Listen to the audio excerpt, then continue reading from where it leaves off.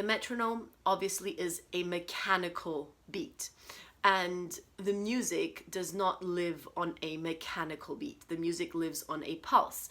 And I like to compare the pulse of a piece to the human pulse, to the human heartbeat.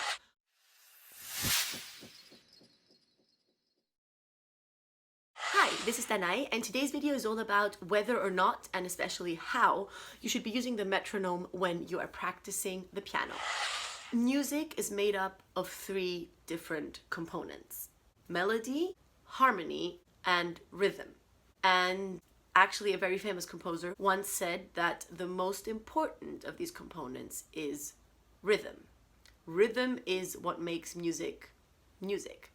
So the metronome obviously is a tool that helps you with rhythm and can therefore be a very powerful tool, but one should definitely be careful and know how to use it. Using the metronome is kind of a controversial subject in piano practice. I know that there are experts that are advocates for using it basically all the time, non-stop, and there are also other experts that are advocating to not use the metronome at all because it robs you of your natural pulse and rhythm. I personally can say that I have had phases in my piano practice where I have used it a lot, and also phases where I almost haven't used it at all, and I found both quite useful. So I would definitely say that it depends on the phase you are in, on the stage you are in, what you are actually trying to achieve with the piece at that moment.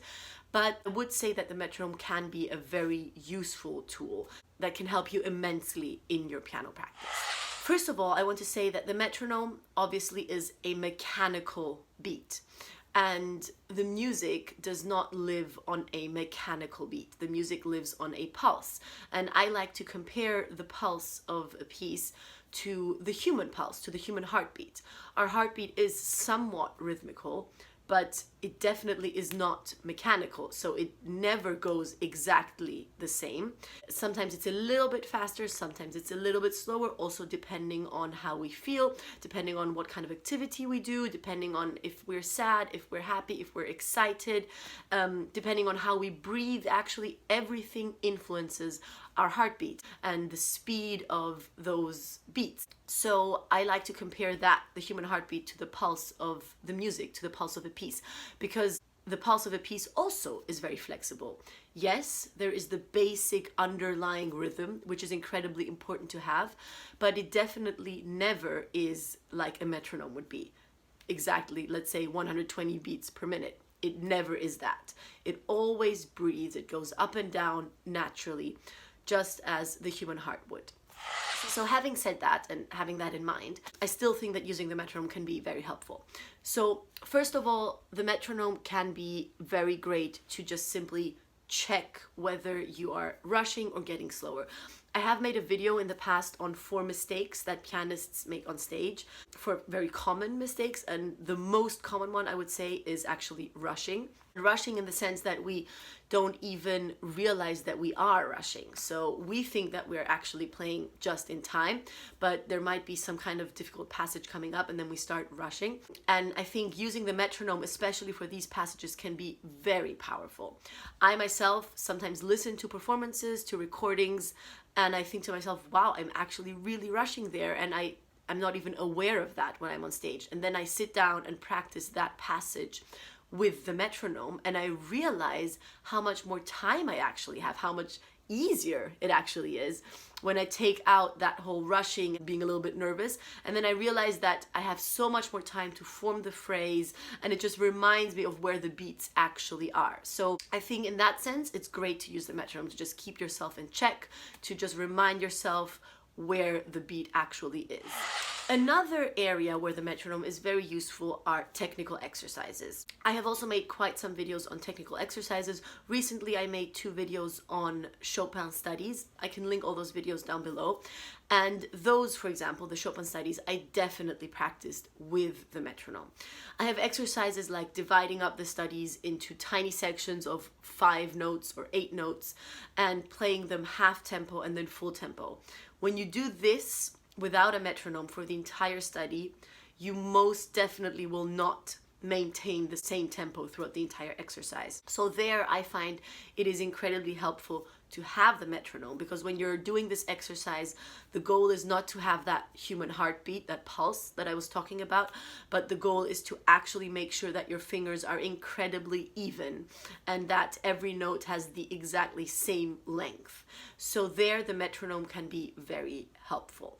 Another thing that I find quite useful with a metronome is that you can actually determine the tiny tempo differences. So one thing that I like to do is when I'm playing a technically demanding piece that I don't feel 100% comfortable with yet, I like to play it in slightly different tempos, at slightly different speeds. So let's say my final tempo is 144, then I like to practice it at 138 and at 132 and maybe even at 152, so that my fingers are quite flexible within that speed and it's not just that one automated movement that they're doing in the same tempo. So there I like to use the metronome to just have those nuances, to check those slight tempo differences and then play through the piece.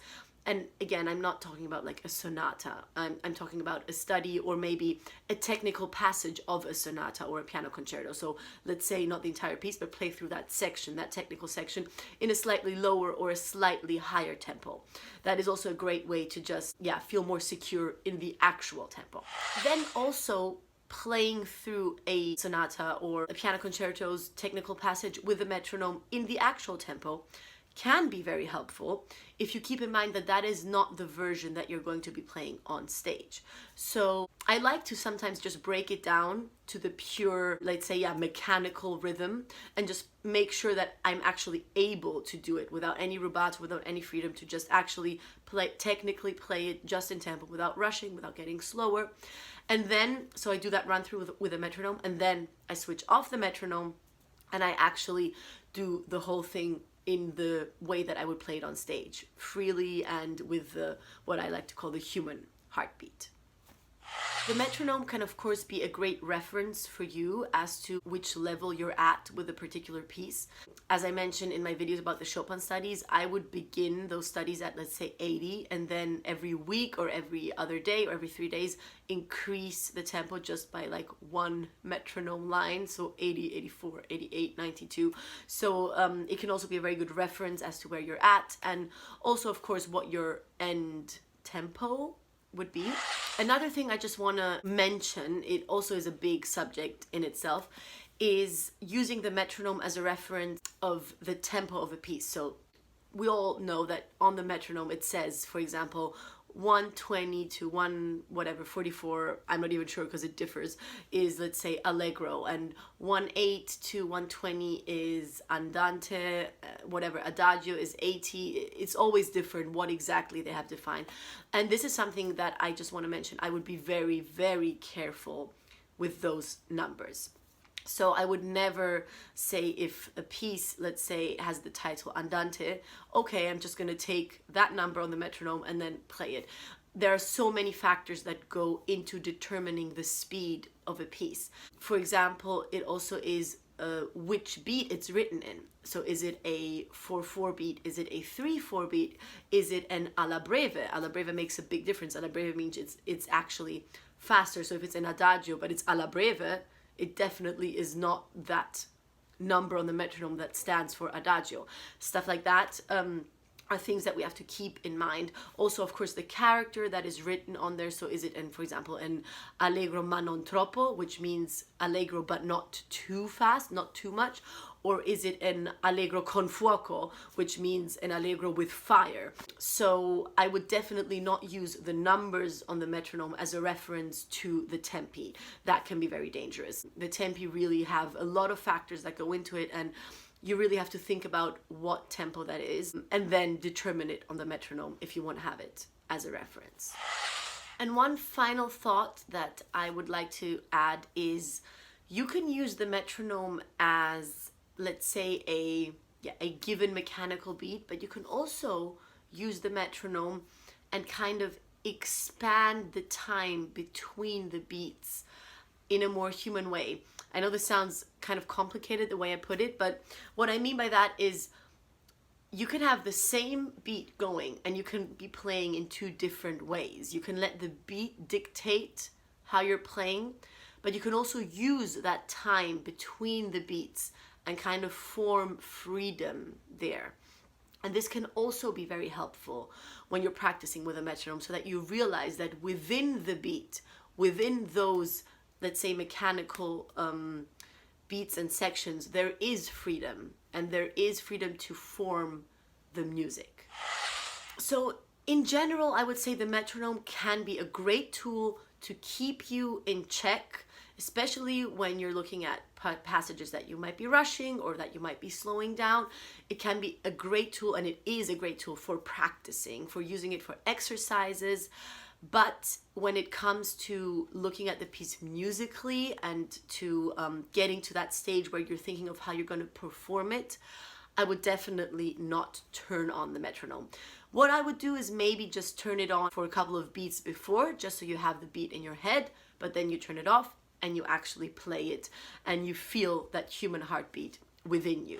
Yeah, so these are my thoughts on practicing with a metronome. Let me know if you have any other tips, any particular things that you do where you love to use the metronome or where you really hate using the metronome. And I'll see you again in my next video. Bye!